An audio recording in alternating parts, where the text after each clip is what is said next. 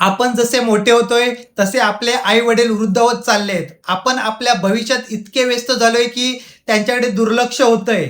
वृद्धपक काळात त्यांना तुमच्या पैशाची नाही तर या 3 गोष्टीची गरज असते. गोष्ट नंबर 1, तुमचा थोडा वेळ.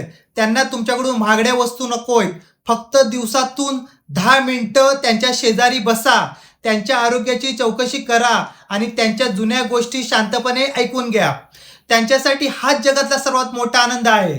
गोष्ट नंबर 2, निर्णयामध्ये आदर. घरचा कोणताही छोटा किंवा मोठा निर्णय घेताना त्यांचा सल्ला नक्की घ्या. त्यांना आता जाणून देऊ नका की ते आता म्हातारे झालेत म्हणून निरुपयोगी आहेत. त्यांचा मान राखा.